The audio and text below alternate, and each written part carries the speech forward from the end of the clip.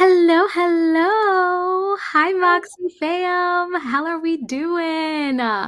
Y'all, sorry we had a little bit of a technical glitch at the beginning, but that's okay. You are here live joining us. And if your team replay, don't even worry about what I just said. Welcome, welcome. We are so glad to have you here with us. We are diving into a great conversation tonight around one question. Who were you before the world told you who to be? And it's a part of our Real Stories, Real Change series that we are doing right here on our YouTube channel. By the way, I'm Darian, our digital media director, and I am joined by our amazing founder and CEO, Sierra Friend. Give it up, give it up. Yes, yes, yes. And tonight, it's not just us, but we also have two incredible humans from our very own Moxie fam, Jayshree, Nagrani, and Mike Shipley, y'all. I'm so excited that they're going to be sharing their hearts and their stories with us here tonight as well. And so I can't wait to bring them on. But before we dive in, I just want to let you know this just isn't going to be us talking to you. We want to hear from you. So if something resonates with you tonight, if a question sparks something inside of you tonight, feel free, hop in the comments. We want to hear from you. What's your personal experience? Go ahead and give them, like an amen. If you're like, yep, and you in agreement with them, go ahead and give it to them. We want to hear from you because your voice matters to us and your story matters to us. So feel free to join in on this conversation. And before I bring them on, I'm going to ask it, Sierra, is there anything else that you want to add here tonight? No, that was perfect. That was perfect. Yeah, you guys are in for a great treat. The two people that are here tonight are really special human beings who have done some amazing work and show up consistently with a spirit of curiosity about their own personal growth. They're willing to embrace the messy bits in life. They show up with courage and inspiration for our community through their lived embodied experience. And so their stories are phenomenal, two very different backgrounds, and how it all kind of comes together in this same space that we all share together with ClubMakse and here at MäksēLife is just really special. It's really, really special. And tonight's topic is a hot button topic a little bit. If we're really going to go there, guys, if we're really going to go there, and I think we should. Yes. And these two people, our two guests, are probably going to really share their hearts tonight. And so I would like to invite all of you, as you're here in this time tonight together, if your team replay, to really think about, because we're really at this pivotal point in society and life, but to really think about and consider who you were or who you would be before the world told you who you're supposed to be, how you're supposed to act, look, dress, who you should hang out with, where you should live, what you should do with your life, all those shoulds. Who are you underneath all of that? So hopefully you'll find a little bit of yourself in all of our stories tonight. But thanks for joining us, and let's bring those guys up. Yes, yes, yes. So we have Jayshree and Mike joining us. Hi. Hi, Mike, I'm going to have you unmute yourself for a little bit. Hi. Hi. Y'all, I'm so happy to see your faces. Can you just let our community know who you are, where you're from, and how long have you been with us in the Moxie fam? Okay, I'll go. I am Jayshree Nagrani. I am from Kingston, Jamaica, and I have been in the MäksēLife family for 4 years. And I'm Mikester. You might know me on Facebook as Mike Shipley. And I, let's see, I've been with Moxie. I'm in the 4th year now. Maybe I'm in the 3rd year. I think maybe I'm in my 3rd year. I think, yeah, because I got like a digital at the very end of the year before that. So it feels like 4, but it's really 3. ClubMakse, I think 2.5 now. But yeah, and I'm in Phoenix, Arizona. I love that, love that, love that. And I mean, just because we got to let the people know, what's your guys' current MäksēLife setup? I feel like that's just a question that we have to ask every Moxie fam member. You go ahead, Mike. Okay, I am definitely dedicated horizontal. Flagship horizontal is my jam. I decided for Season of Yes to flip over to digital. Sometimes halfway through the year, I feel like I want to shake things up out of monotony or whatever. This year, it's not monotony so much as like inner child me is sort of like tech nerd me. Like we had a computer in my kindergarten classroom and stuff like that runs deep for me. So I thought like just to honor season of yes. So that's where I'm at. I'm in digital flagship, but like I still have my, I don't know if you saw this in the other thing I did, how I can't not have this here. So like, I love it. I love it. What about you, Jay? Straight flagship horizontal. That's it. We got horizontal people up in the house. Yes, just horizontal. I used to do vertical planning, but now just since I started MäksēLife, straight horizontal. That's it. Interesting. I'm petrified of digital. I'm not ready for digital yet. Straight. I love that. I love that. If y'all team horizontal, let us know in the comments. I'm not. I'm like normally horizontal. That's always number, but tonight vertical. We are outnumbered. All right. Well, let's jump into it. The first question to kind of get us started is: who were you before the world told you who to be?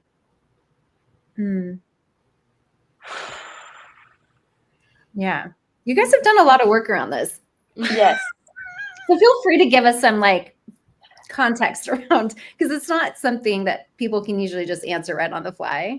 But yeah, this was when I saw the topic, this was heavy because I was like, no, this requires too much thought. I don't feel like thinking right now. My brain hurts.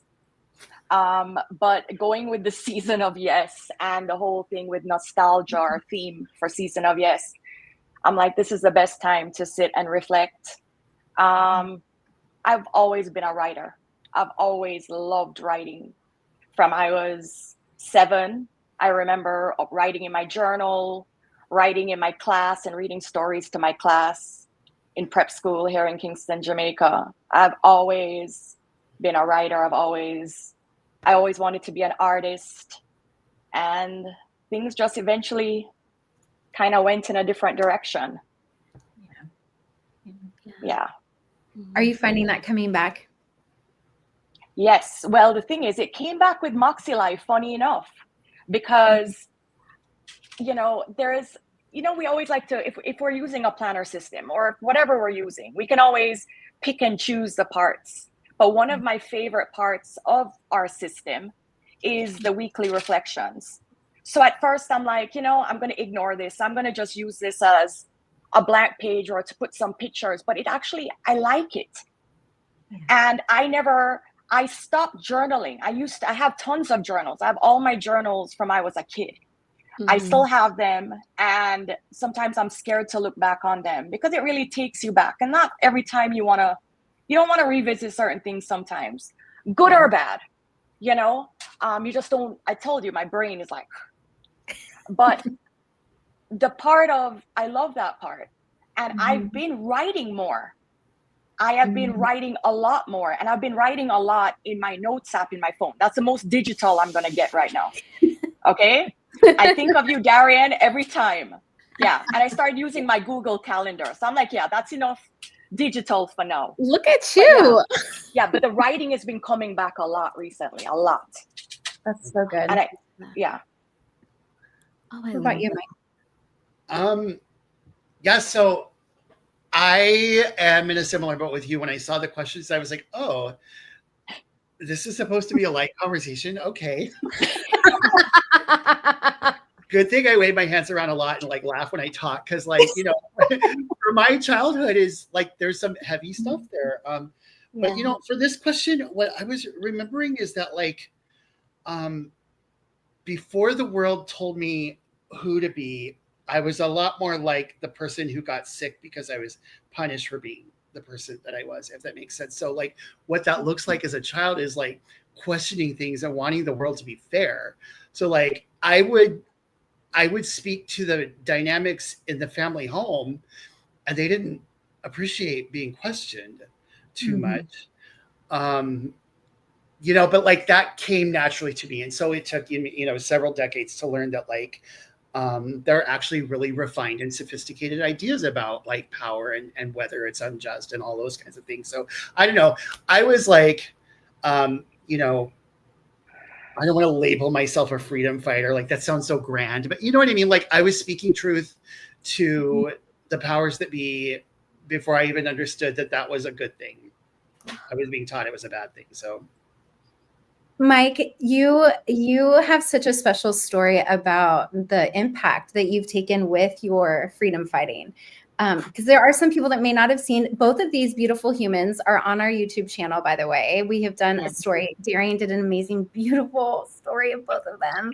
Tears as I watched both of them. But maybe there are viewers that aren't familiar with your story and what you do now and the impact, because that's who you are to me. When I think of you, I'm like freedom fighter for sure. Yeah. What do you do? Tell us. I'm a content creator. I just rebranded myself. So like, I don't want to like drag us through a long story, but like,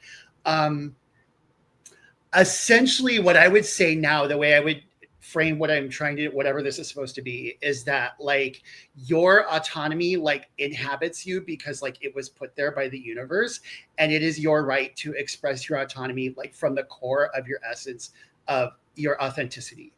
And that is very, very difficult because we're surrounded by people who don't like that, because they'd rather we do what they want us to do instead of what's coming naturally to us. So we internalize all of these shoulds, all of these limiting beliefs about what would happen if I did it messy, and to the point that we need mantras like doing it scared to remind me that like it's okay to push against those limits, because like on the other side of that discomfort is my true self.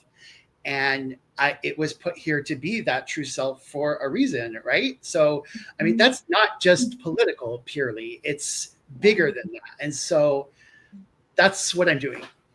You're so humble. He's so humble, guys. He has like tens of thousands of followers advocating for freedom and justice. And I love that. People know who you are. Yeah. I'm so glad. I'm glad I make it look humble. Yes. I was not always this humble. I'm curious, Sierra, how would you answer this question? Oh God. I've done a lot of work around this. I can answer that. I would say, little Sierra, she was free-spirited, loved animals and flowers and nature and connecting and hugs, and was light. And I saw the world. I thought the world was everything, and everybody's view of the world was the same as my own. Big surprise, that's not the case. And that was like soul destroying when I really, really got that, I think in my 20s. But yeah, I learned very quickly that the world, in the way that I was raised, in my key relationships, that soft was not good. Soft was not safe. And so, that she was softer. Yeah. Yeah.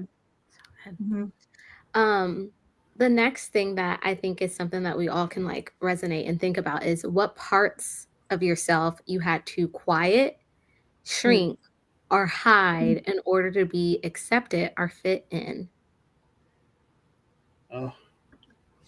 Oh, I heard you're too big, too much, so much. Like the big feelings, the big thoughts, the whole like, I was always analyzing everything. My best friends in high school called me Annie because they're like, you literally psychoanalyze everything. And I'm like, I remember feeling so ashamed. Now I'm like, that's my superpower. But yeah, that was mine. What about you, Mike? So I don't know if you've all, I think I do this in the group sometimes where like I apologize because I talk too much or whatever. Like I'm remembering back, I'm sorry, I'm trying to connect these two dots that are kind of disparate, but you'll see. When I was a kid, my dad was in the Air Force, and we moved from school to school to school. And every school that I went to did like a different thing with their smart kids. So in one district, they made you go sit in the back of the room and read like a special book. like the next grade up textbook or whatever. And then in a different school district, they would bus all the smart kids to another campus once a week. And then in another school, it was like an after school thing. And so the point is, like, I would show up as the new kid every year or two and then get otherized by having to like do this like smart kid thing. And the point is, I got really, really self-conscious about being like a gifted kid or whatever. And I started noticing all the ways that, like, similar to what Sierra was saying about like being too much or just being, I don't know if that makes sense per se, but like the older I got, and then like, you know, it isn't that fun at parties to be smart. So I would get all like, you know, I do this like psychobabble thing because I'm like, oh, let's just dive even deeper into like, you know, the complexities of these ideas. And like, anyway, the point is, wait, what was the question? Oh, where I had to be quiet or shrink or high? It's like, I don't know. I'll just like, whatever there is at this party, I'm going to stuff it into every hole that exists to like make it go away so that I can just chill out and be normal with other people. And that was obviously a mistake, but whatever, we don't have to go there. The point is, that's kind of like deeply rooted in who I am, is like otherizing myself so that I don't have to be special or whatever. Yeah. That's good. What about you, Jay? So for me as a kid, I would say I had to suppress my voice, my opinion. There was a lot going on. I had a great childhood, you know. It wasn't a typical childhood, but then again, what is a typical childhood? But we moved around a lot. There was a lot happening in our family, a lot of different moving parts. So from a young age, I was keeping secrets.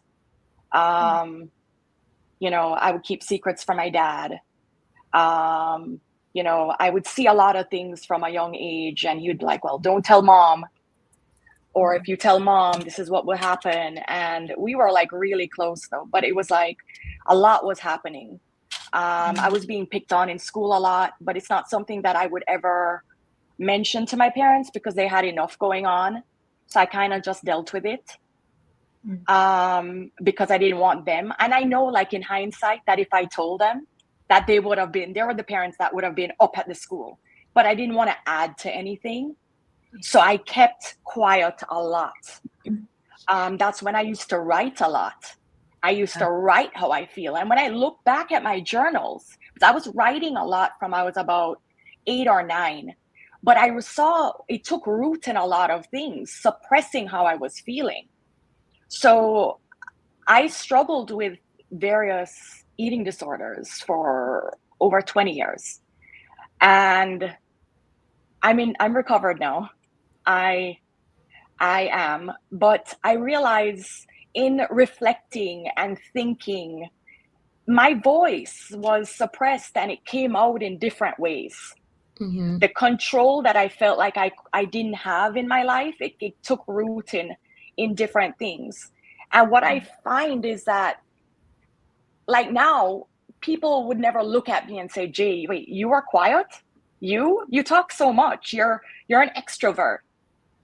This is experience. This is me not hiding anymore. This is me being recovered and finding my voice and saying this live. Yeah. This is major. There are probably people listening to this right now saying, what? But Absolutely. It's okay. Yeah. It's okay. And that's why this topic scared me, because I'm like, what do I? But this is it. And but I also found that when I finally found my voice, it's like I was talking so much, and speaking up and doing this and doing that, and it resonated in a lot of anger, and like I didn't find a balance. So I was like very quiet, and then I just went over the top. And in being over the top and expressing this anger without filter, you know, I would say there was a lot of relationships that were affected by it. Like, who is this person and where is this coming from? We had no idea. Yeah. So I had this, like, an outburst, you know, Sierra, and it's like an outburst, like, you know what you did, and you know what you did, and I can't, and it was just a lot. It was just a lot of anger. And I feel like now, like I always tell my brother, my older brother Raj, I'm like, always, like I said to him, I feel like this is our season of calm. We're in our season of calm now. Mm-hmm. Yeah. That we can balance these feelings. It's not anger or quiet. It's kind of like even keeled, Yeah. I totally Jay, oh, sorry. Did you want to say? You go. Jay, I was gonna say I went through the same thing when I really started to find my voice again. And I would say it was through therapy. It was like early 20s, and I felt it start to get. And this is very common. So I know for a fact that there are people watching this that are going to totally resonate with everything that we're talking about. But what happens is when you suppress whatever it is, feelings, your voice, opinions, whatever, it starts to become a pressure cooker. And then when you do let that pressure out, it comes out messy. I remember, for anyone who's been around for any period of time, Dr. Chris is my therapist. I've brought him into our ecosphere numerous times because he's just so brilliant. But he explained something to me, and it really normalized things for me, because I went from shame of not having a voice to shame of having too much of a voice. And I'm like, where am I supposed to be in the middle? What does that look like? And he told me, he's like, when you do personal growth, anything, new skills, new anything, it's like a pendulum. So if you're over here and you like a pendulum, if you were to drop it, it swings really far the other way, and then it comes back less and less each time. And eventually at some point you find your middle ground, but it can take years. It can take years to find that. But like, that's when you were saying that, it made me think of the pendulum analogy. Cause I know that there'll be some people who are like, when they see themselves raging, when they start using their voice, they'll be like, okay, it's just a pendulum. It's okay. I'll find my middle ground. Yeah. Mm-hmm. Yeah. I love that analogy, and I love that picture. Yeah. It's really good. What about you, Dee? We're doing Honestly, a lot of talking. I know. I'm like, oh, like, dude. No, seriously, I resonated so much to what Jay had said. I think growing up, I felt like, I was naturally an optimistic child, and I'm still very optimistic. But I felt like I wasn't allowed to share those like low moments or allow people to see into those moments out of fear of disturbing whatever eco balance that was there, or like I don't want my feelings to bring someone else down. And so I feel like very similar to what Jay's saying, like I felt like I didn't speak up as much, or maybe there was a time in my childhood where I did, and it led to like, disruption. And I did not like that. And I said, I'm never gonna allow myself to speak my mind again, out of fear for, just other people and other people's opinions. And so I think that was a part of myself that I tended to keep quiet and shrink. And if I'm being honest, it's something I still wrestle with today, guys, of just knowing when to speak up versus like, no, I don't want to, because I don't want to disturb or, disturb something or mess with the balance. But like, that's always, I know in childhood, that was something that I had struggled with. And so, yeah, that's something that I'm working on too, and being more vocal about my opinions and what I believe and where I stand on things. So yeah, that's a tough. Who came up with these questions? I was gonna ask. I thought you were gonna say, who came up with these rules? I was like, yeah, let's go there. That too. Who came up with them too? Good rules. Says who? Was there?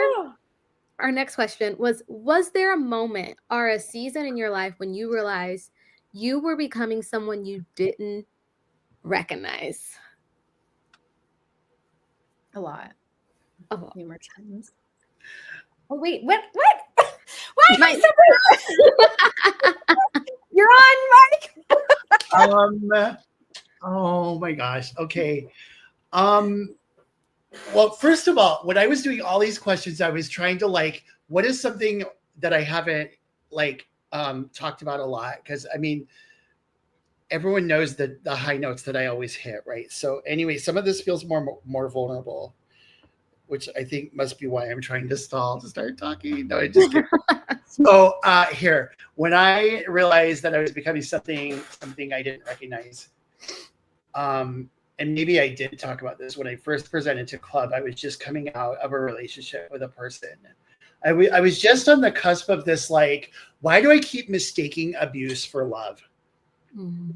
Why do I keep finding myself attracted to people who are threatened by like the parts of me that are most beautiful and want to make me small and bully me into like, and this person, I like his name is in my notes and I'm like, I try not to even think of his name, but whatever.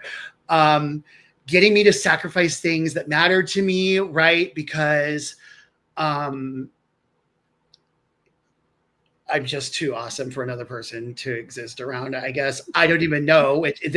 So like inside me, it's making me sick because I'm hearing this narrative like, you just can't handle that. I don't know. Anyway, and so I don't like the person that I am when I'm clinging to my like good things internally and turning them into a seething narrative about how, like, I don't know. It was just gross. I recognize that part of my thought patterns though, but like the broader pattern of like, I guess I was grown and I think I'm jumping around. I'm sorry, but like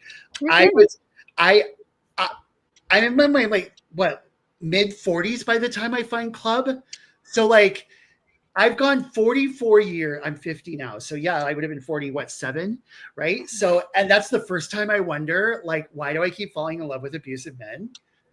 Like, what the heck? But like for the first time, I recognized that that wasn't me. I don't make myself small for another person. Are you kidding me? I don't. And if I do that, I'm like, I'm failing at the community.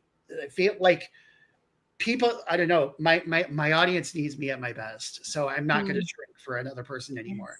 I hate the word audience, but you know, like the people, like I genuinely care about the people in the world or I wouldn't freaking do this. And so, but I care about you so much that the minute some man walks into my life, I just drop everything and stop posting. Like, what the fuck? That's not who I am. Sorry, I didn't mean to like put that on live. You're fine. You're good. Yeah. So for the first time, I realized that's not who I want to be. Yeah. And so I don't know if that answered the question, but that's the answer. Yes, it did. It answered the question. Absolutely. I appreciate your honesty, you know, Mike. Absolutely. What about you, Jay? Listen, first of all, Mike, I absolutely love you. All right. I know, right? I just love it. But anyway, so once again, it goes back to the extremes because I was listening to Mike and I so relate. So I became unrecognizable to myself in one of my longest relationships. And 2 relationships, 2 different people, 2 different J's. Needy, clingy J. I've invested time. I want to be with this person. I'm not getting what I need, but I invested years. He's the person I want to be married to. My parents love him, treats me like shit, but I just want to be with him. And I was very needy, very insecure. I was in the height of my ED at that time. So it just worked with him. Now, fast forward years, I am getting back my control now. I become this aggressive person in a relationship. My dad, being a proud dad, my dad was very different, loved me to death, but dad would be like, when I bring home a guy, right? I brought someone to Jamaica for the first time, and my dad would be like, you know, my daughter is a bully, right? My dad, you can't be telling people this. But he said it so proud, like so proud. So, but it's true though. It was needy, clingy, dependent Jay. To I don't need you. You're lucky to be with me. Bossy, bully, angry Jay. So now I'm happily single, by the way, but I am petrified at times to be in certain relationships because I don't know who am I going to become. So that's why I feel like this personal growth, what I'm getting with this community, my Moxie community, my family, I'm working on me now. Yeah. So anybody who get me going to be getting the best version of me. But for right now, it's not right now. I love that. Okay, Jay, if I may reflect back to you what I just heard, you are centering yourself. You're centering yourself instead of a relationship or a man or somebody else. And I think that that's part of the beautiful work. This is really hard for me to be up here. Can you put us all on floors? I feel like that's the important part of like the work that we do, or at least what I love about Club. And I did not know that this would be what it would turn into be when we created Club, but like what we've done collectively through everybody's vulnerability and courage to like dive into their own personal work. But we've created a space for people to center themselves. We've been told if you do that in the real world, it's selfish. It's, you know, all of the things, the shoulds, you know, whatever. But it's like in Club, there's a safe place for people to center themselves and say, okay, wait, hold on. I'm a whole person. I have thoughts, feelings, and needs. They deserve to be acknowledged in myself and then communicated and met. And to be able to have the space to do that in a safe way, I feel like is so rare in this world. It's so hard to do that in the real world. And I'm so proud of you guys. I'm so proud of you. I was going to say the same thing. I was going to say there's a lot of times when I have done what I thought I should do, like expectations or gender roles, or, you know, I'm not a cook. I've used this analogy before. Don't like cooking, but I was like, I have to cook every single night, or I'm a bad wife, or I'm a bad mom. And I'm like, wait, that's so singular focused on one tiny little thing that has nothing to do with who I am as a human being. Yet it would literally wreck me for like the whole first year I was married. And I just think like, when I look back to who I'm becoming and I don't like who that person is, it's always attached to a should, or a relationship like you guys. I remember in my early 20s when, you know, relationships are fraught with toxicity and we're all trying to figure our stuff out, and you fall in love with the person you're not supposed to be with and all that stuff, you know, the bad boy, bad girl, whatever. I went down that road pretty significantly. And like you, Jay, very feisty. I would, you know, be like, you're not going to do that. I remember one time after like this epic argument, you know, I think I'm maybe 20, maybe 19, thinking, who the hell was that person? And I remember at the time, thank goodness I was in therapy, and I remember having this conversation, and I'm like, never again will I be in a relationship where I have to become someone I don't like in order to be in that relationship or that connection. And it's like things change so significantly. Now, if we could collectively all like adopt that mindset, like I feel like we'd be so much happier. And women, you don't need to be in relationships where you suffer and you're not treated well, all for the sake of being in a relationship. Sorry, I just have to throw that in there. No, I love that. Absolutely. I'm curious because I know y'all both are in Club, and so, but I also I know we have a lot of clubbies here in the comments and watching the replay. What beliefs or labels have you had to unlearn in order to grow into your authentic self? Ooh. What are you unlearning?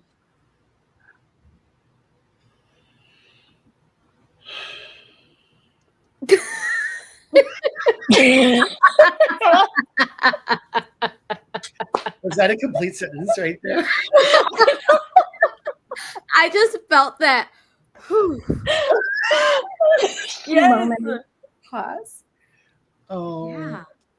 You don't have to say. Oh, sorry, Mike. No, go ahead. I'm happy for you to take this. Go first. No, the first thing that came to my head, Jay, I'm saying this to myself now because I'm gonna watch this back. Not everything needs to be said. Just close your mouth sometimes, please. Bite your tongue. Hold your tongue. You don't need to. Yeah. I love that. Yeah. I'm all like, I think I'm just gonna like co-stamp that one and not say anything. No, I'm just kidding. No, but honestly, when I was going through these questions, this was the one that I kind of like just put a glib answer, maybe like, oh, such an obvious one. Like I had to obviously unlearn addiction, but like what I wrote in there, like is underneath that is like running away from things. And like, it's almost like I made myself small or tried to erase myself in so many ways for so many years that I finally ended up like believing that lie. And then I had to unlearn the fact that like that smallness wasn't keeping me safe. Like it was like, it's like I was conceding to my own destruction. Like I was the one carrying it out, if that makes sense. Yeah. And so just having to unlearn the fact that like, I'm not helping myself by destroying myself before they can. Like that's not agency. That's just insanity. You know, but we have like I have all these constructs in my mind that make perfect sense. Like the one where, oh, I can't talk in club because patriarchy. Like, what is that? Like, and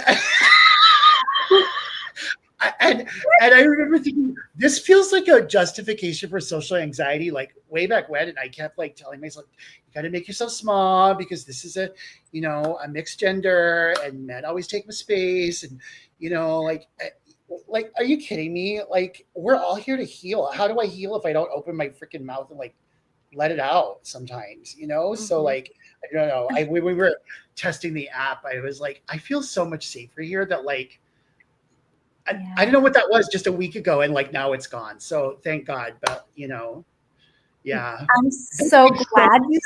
Yeah, at the time.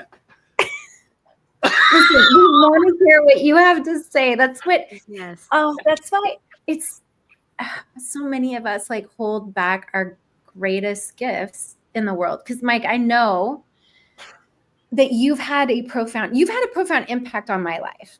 You've had a profound impact on the team's life and in club with just sharing you and sharing your growth. And, you know, that's your story to tell. But I mean, genuinely, I just think of how many of you are not speaking your truth or telling your story or owning who you are and letting the world see your beauty. And like, and it's an invitation to every time you show up, Mike or Jay or Darian or all of you, like it's an invitation to someone else to be seen, to come forward, to step into their own story, their own power. And when that happens, I have goosebumps just saying, I really do. That's where the beauty and the magic happens. But we're, especially now, you guys, it's like everyone's like so afraid to say their thoughts and what they think and what they feel. And you know, it's a scary time. However, that is resistance. That is how we show up and we make the world a better place, is by standing in and owning our story. So anyway, I just went off on a tangent, but thank you, Mike, because when you do that, you are inviting everybody who witnesses you and your vulnerability and your strength to come forward in their own. And so thank you. Please never hold back, ever. Any of you, ever. Ever. Yes. Oh, I love that. There's so many things that I'm like, you just said that I'm like I'm like, that's so true. Like, don't stop speaking your truth. I know for me, sometimes I let my facts get in the way of me speaking truth. Like the fact is, yes, I went through this thing, or I am like this way, or I look like this, or I am this. There's facts that I can't like dispute, but there's truth in me that I can still share. You know, there's still truth. And sometimes we have to fight those facts with the truth. Like, this is who I am. Like, you know, like, yes, I went through that thing, but this is who I am now. And I'm not going to let that get in the way of where I'm going and who I want to be. And I hear that from both, like all y'all, like, and it just, got me like all the juice that I needed. It's so encouraging, so encouraging. I'm curious, what are you currently rediscovering and reclaiming about yourself? That kind of like was the perfect. I'll jump in here.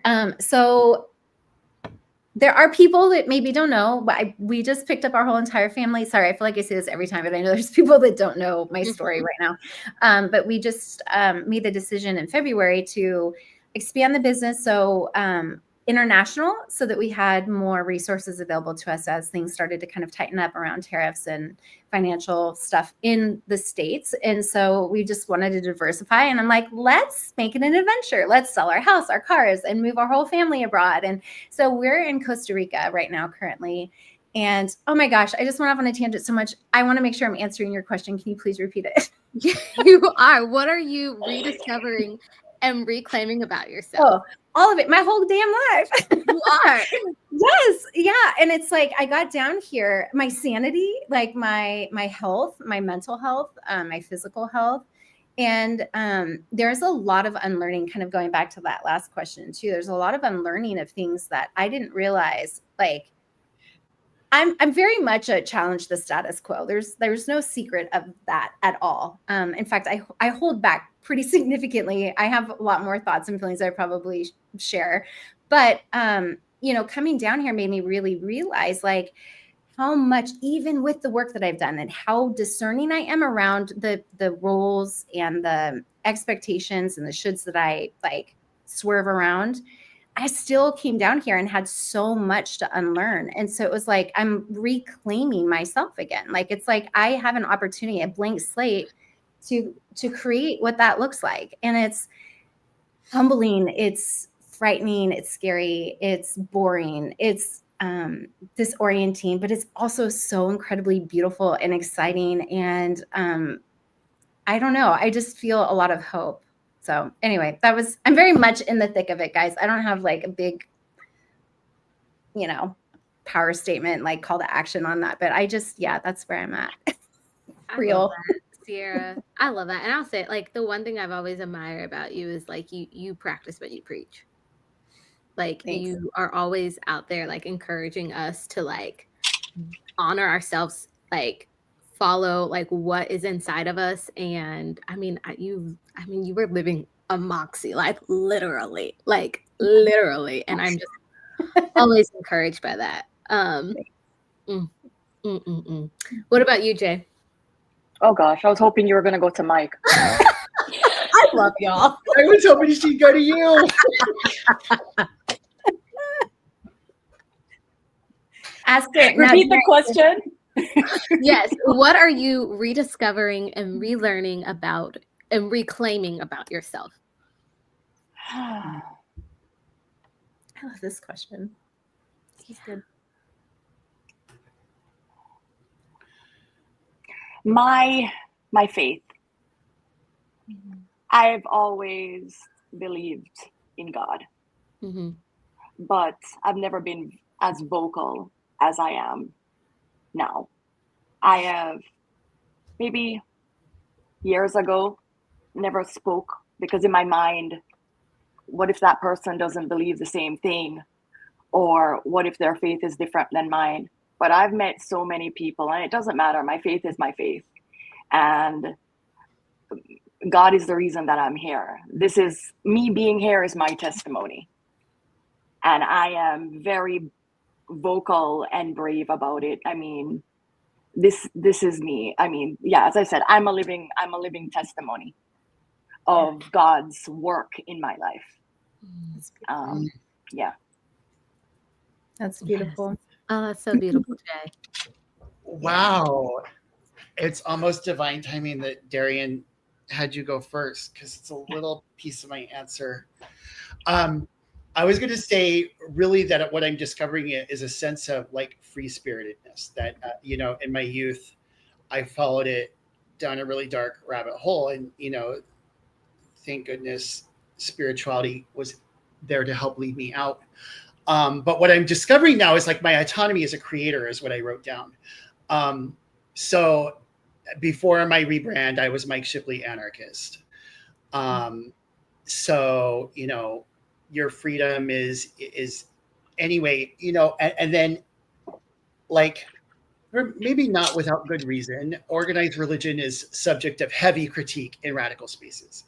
So being a spiritual person is kind of like they side eye you, right? Mm-hmm. So mm-hmm. I was having trouble weaving my like narrative because I know how important that was for me discovering that my power transcends political systems. Like this world does not have the power to set me free because it was planted in me at birth.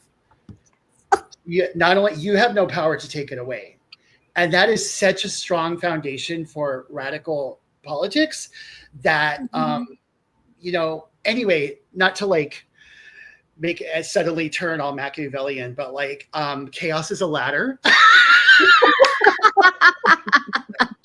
And I don't know if you all have noticed, but we are living through chaos right now, and the old patterns are crumbling. So like, I don't know what's going to stick, but I was like, I cannot sit in this tiny little box with this tiny little thing, list of things that the left is okay hearing, and not try to do something different, because like those rhetorical patterns are so deeply ingrained. Nobody's moving. Though nobody's moving. It is time for like try something new. So now I am Mystic Mikester. And we'll see where it goes. I don't know. It kind of like it's not landing. It's kind of like people already knew I was already doing spiritual speech along with my political speech, but now it feels jarring because you have a mystic sounding political, where before it was jarring because you had a political person sounding spiritual. And so like at some point I'm like, this is my free spirited like YOLO-ness. Like this is me showing up like gacked out at the convenience store at 2 a.m. and not giving a whatever about what you think. You know what? I am Mystic Mikester, and your freedom was put inside you by whatever you think that is. You name it, you figure it out, but that's who put it there. So stand up and start using it. Oh my God, look at my little magic fingers. I see your little magic fingers. Like, I'm like, come on. So that's where I'm at. So I love that you are evolving and watching you grow and on your platform and use your voice and shift and be willing to do that. And you're right. There's so many, oh my gosh, there's so many boxes. No matter what group or party or what community, institute, anything, there's a box wherever you're at of what people expect you to be, look, and sound like. I don't know. I feel like a lot of those paradigms are starting to shatter. Thank goodness. Like, let's have some more freedom of self. Yes. Yeah. Absolutely. I saw a TikTok the other day. And so I'm throwing this out there so we can all like manifest this together as a group. But someone was like, oh, I think that there's going to be a resurgence of like kind of talking about culturally, like what's coming. And they said, I think there's going to be a resurgence of flower power. And I'm like, please, can we please do that? Can we please come back to free love, like 70s, like flower power? Like, you know, everyone just does their own thing. That'd be awesome. I'm just going to throw that out there. I love that. I love that. What about you? What do you? Oh, sorry. I was gonna say we should do a giant MäksēLife like music festival. We should do like, well, let's be like I was gonna say Lollapalooza, but no, Woodstock. We need to be like the Woodstock of planners. Oh, no, God. Let's do it. Why not? No boxes. We would have the best time. Do you know how awesome that would be? That would be the best party. Sorry. I know. Yes. Come on down to Costa Rica, y'all. Come on. I mean, as long as you put them crabs up, I'm good. I'm good. Crab. I don't know if y'all been following Sierra on social media, but she's always sharing the little pictures of the creatures, animals that are also in her space. And I'm like, yeah, it's new pets. We name them, and it makes them less scary. I love that. What are you doing? Because I know that you're reclaiming some stuff. I want to hear that. I want to hear your answer, babe. Yeah. Can you remind me of what I'm reclaiming? Yeah, what are you reclaiming? What do you mean? What am I reclaiming? What am I? I feel like I know it's there. Friends, while she's thinking, please put your answers in the comments, please. I want to see what you have to say. Rediscovering, reclaiming about myself. Reclaiming. Mm-hmm. Honestly, I think for me, like the big thing, I know this might sound kind of campy, but is getting back to the people and the spaces that make me feel seen and safe. And what I mean by that is like, I think for so long I felt like, oh no, like I have to like, when you encounter resistance, you gotta fight it and you gotta push through it. And you know, you hear like, if there's not a seat at the table, like create your own and all of this, like all these things that I know coming from a good place. But sometimes you got to go back to the table where you were sitting at and get back to like those. Sometimes you got to go back. And for me, I'm in a season where I need to go back. I need to go back to when I felt safe and seen and not trying to fight my way into spaces that do not see me. And so, and I'm someone, I don't have the energy where I don't want to build my own table. I respect people who build their own tables. I totally do.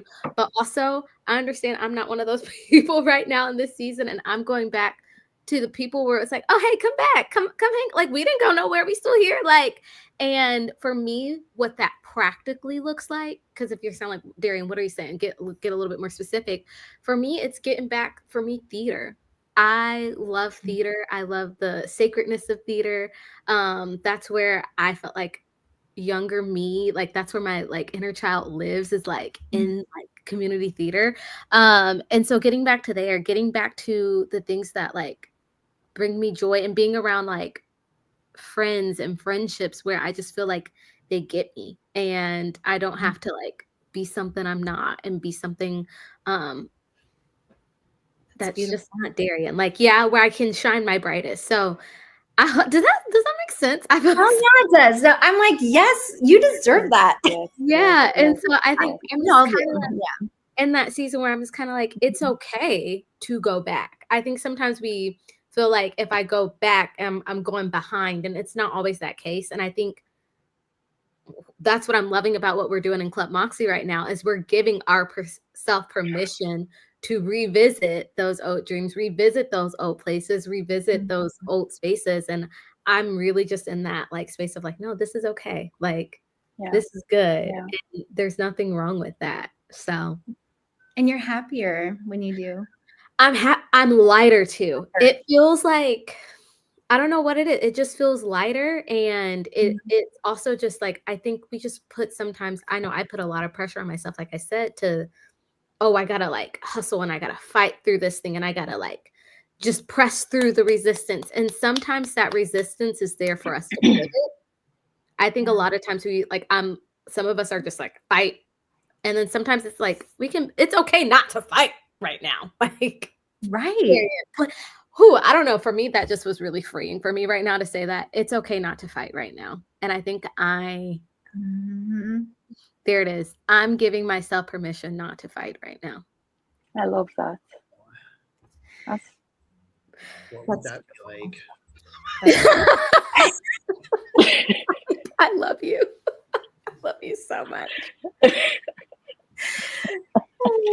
And you know, I think that, okay, I keep bringing this back, guys. I feel like I have to throw this in.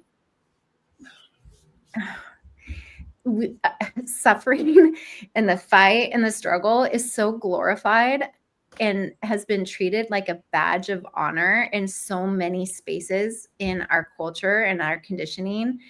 It's so toxic. And like, I think that the more that all of us like embrace that, you know, go where it's easy. Life doesn't have to be so dang hard all the time. Like, it's okay. Like, you don't have to always, like for whatever the reason is that we would be doing that fight. I mean, yes, sure, the fight, it makes sense with certain things, but like also when you're finding your people, especially when you're finding your people, it should click. It shouldn't be so dang hard. It really shouldn't. I'm thinking of Find Your Lunch Table. What is it in the season of Yes? Yeah, I think it's September. The end of September. 7. Yeah. End of August. Find Your Lunch Table. End of August, yeah. Yes. That's all I'm thinking when everyone's like what we're talking about now, like finding your people. And I think especially now, like I'm realizing like I've always been a people pleaser. I want everyone to like me, happy Jay. But when Jay speaks up, not everyone likes me, and that's fine. You know, and I'm so good with that. I'm about, you know, being in groups that are genuine. Not everyone is going to be your friend, and that's fine too. Yeah. I love that. I love that. I mean, yes, go for it. Ebony says, I agree. Sometimes the ease is confirmation you're on the right path. Yeah. Maybe I'm going to take this. I think that might be our topic. Like, we're going to have to add that to our topic of future talks about letting it be like, like it's okay to, why do we fight easy? Yeah. That's Like, a it's whole nother aggressive. conversation, but it's so like true.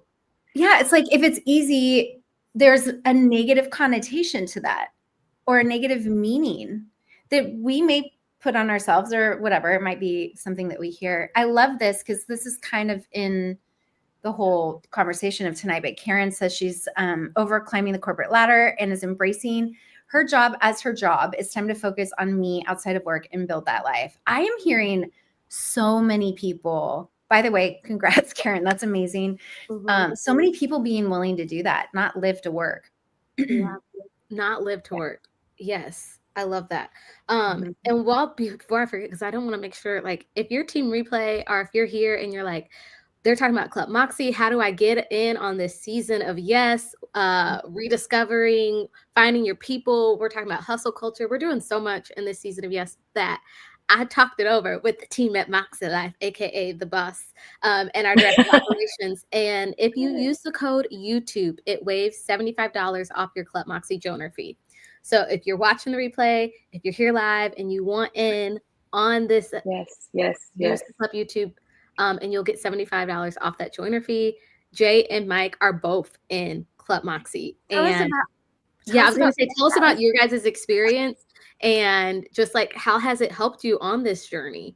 And be totally honest. 100%, like honest. Yeah. Is it my turn to go first? Yes. Well, I'll tell you where I was at in my journey at the time. I think we kind of have a question, so I'm going to use my answer from that question. Well, I don't even know. I'm not going to try to. My notes. But no, I feel like we had a question, and I was trying to look for the notes, and now it's blurring together because I'm babbling, and now I'm embarrassed. So listen, when I came into ClubMakse, I was burnt out on recovery. I knew that I needed community, supportive community. Oh, that was the question. Like, what practices of people or environments? I found it now. Anyway, recovery fellowship for sure. But like at some point, I'm doing more than just recovering. And I got to the point where I was like, I cannot sit in another meeting for 1 more hour and listen to the 12 steps read out loud one more freaking time. I still do it now and then, just, for my health. But I needed something different. I needed a supportive community. And that's what ClubMakse became for me. I remember thinking, because that would have not been something I would have invested in back in the day. Because that's what, I don't know, people who are not small like me do or whatever, right? That's for professionals or whatever it is. I thought I wasn't. They spend money on things like that, but I don't have money for fancy stuff like that. And I started looking around and I was like, you do spend money on things like Starbucks or little treats that improve your quality of life. So I don't know why you can't shuffle it around and treat yourself to a bougie ass ClubMakse subscription. Because that felt bougie to me at the time. And I was like, you know what? I'm worth it. I deserve it. It feels like a lot, but when I look at my budget and I'm honest with myself, it's there. Yeah. So move it around and make it work. And I did. And I don't know. I didn't expect it to be, I didn't really understand that I was looking for a replacement. Well, not a replacement, but an upgrade to what fellowship was doing for me, what recovery was doing for me. But it turns out that I needed to sit down with something that wasn't a sponsor, but was like a life coach and a team of life coaches. And, a really cute little planner with stickers and stuff and a folio and launch season every year. And there's a whole culture here that you get into the there's in-group languages. We're wearing pink on Wednesdays, the whole night. We don't really do that, right? But we have things that we wear tiaras. We do wear tiaras. I mean, we post our bingo cards and we get excited. I mean, it's just, we move into a new app and we're here we are. We're MakseFam. And so that's, it has created, in other words, a conceptual space where I can do the practical things that I need to do, which is literally doing my weekly review, literally breaking down my goals, literally having goals in the first place, right? And then also, there's like the structure, there's the work. I was like, I don't know, the pieces just fit, it clicks. So that's what it did. I love that. I'm so glad you did. Yes. Yes, I'm so glad you found us. Art. What about you, Jay? So ClubMakse. So when I joined, I honestly never thought I would have stuck with it. I was doing it because I was using the planner system. Actually, I was using the printables. I was using the free printables because I had commitment issues, right? I was transitioning, finding other planners, and I printed out all the free printables. And I was hole punching. I was doing all sorts of stuff. So I said, all right, I'm going to try it. I'm going to try ClubMakse. I was like, I can't, 1 quarter is fine. I thought it was going to be overwhelming. It was totally different. I joined 3 years ago. I think the first topic was self-care. So we had to create a self-care toolkit. And I was like, this is it. And you know what I love is like, you can just go at your own pace. It is a lot of information, but Club meets you exactly where you are. And you never feel like you're missing out or you have to do all the things. And I just found a space that, you're with like-minded people. Someone in our club yesterday we were talking about how do you explain ClubMakse. So, we were talking about that. And at first I was like, okay, I tell people, even in Jamaica, like, this is my planner people, like my planner people. But now I say it's my personal growth group. Yeah. I never looked at goal setting the way I look at it now. Like, even if I'm not writing out my weekly reflections, I'm reflecting in my head. Like, in my head, I'm like, what are my wins for this week? What's working? What's not working? Yes. And you always talk about, Sierra, passive learning. And I swear that every time you just by knowing the topic for the month, it stays in your head. Yeah. Without joining. Most of the times I, don't get to join the lives. And I listen to the replay in my car, on the podcast. But just a topic alone and learning in that passive way, it's major because you start seeing it. Like terms, like the topics for the month, I use it in my everyday language. So like one of my things now is unapologetically me. Because that was similar to a topic, emotional intelligence. Like I even sound smarter. Oh, I love that.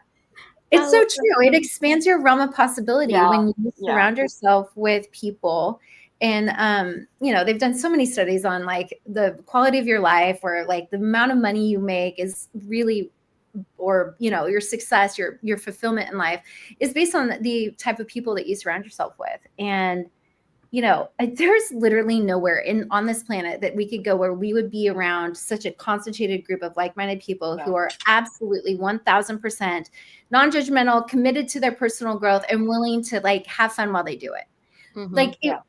You'd be hard pressed to go and find, over 700 people that are in that same mindset. And it's like, to be able to be in that space. I know like, it has done so much for me, even just as a facilitator, just to be around all of you guys and your amazing growth and exploration and stuff. And it really does, just watching someone else be in that conversation or in that mindset or in that path forward reminds us that it's possible for us too. I think it's so powerful, the passive learning. That's so good. The last thing I just want everyone to answer before we get ready to close out and wrap up for tonight is what would you say to someone beginning their journey of coming home to themselves? So if anyone comes to me like, you know what, like, Mike, I love what you said. Jay, I love what you said. Like, but how do I get that for myself? What's a little bit of advice that you would give them? I would say just begin, and just begin as many times as you need to. Mhm. Don't worry about messing up. Just start. And if you have to start again tomorrow, go again. Mhm. Baby steps. I love that. Really. Um, so what I wrote down, I think I'm gonna have to wave my hands around and like talk for a minute. But I was trying to think of like, because a lot of times when I get intimidated by something, it's because I'm comparing myself to what I see in front of me. So if I was not in yet, and I looked at these little 4 little squares of all these people who've obviously known each other for years, and they have a vocabulary that I don't get yet, and I think like I'm never going to be like them. Not that we're like, if you only knew what a mess I still am, you know what I mean? Like, my point is when I think, and I'm sitting there and I'm like, God, I should have started a year ago and maybe I would be, right? So like, just think that like of the person you might be in a year, do you want to be thanking yourself? And then when I heard Jay say like, just begin, I was like, oh, I think that's what I was trying to say. I think that's literally just it. Like, just begin, because like the growth, like it creeps up on you. And before you know it, you're like, oh my God, I couldn't have lived without this. And so that's what I would say is like, just, like hold your nose and do it. Like, I promise. Just jump in. Yeah, just really jump in. I love Thanks that. for that visual. That's cute. Mhm. It's so true. I want to say more than anything, I want to say that you deserve it. You deserve it. And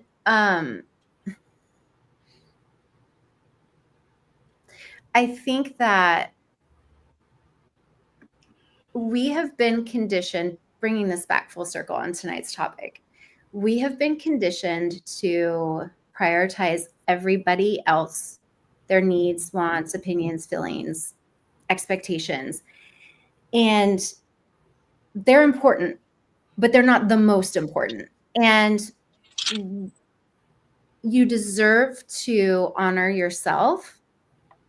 And it's not bad, wrong, selfish, blah, blah, blah, blah, blah, blah, blah. All the stuff that tells us that taking that time, investing in ourselves, spending the money on ourselves, enjoying playing in a planner or showing up to a group of internet strangers and making friends, and all of that stuff can feel silly sometimes, right? When the whole world is spinning out of control, or maybe our relationships need help, or maybe we're burned out at our job and parenting, or we're personally not doing or feeling good.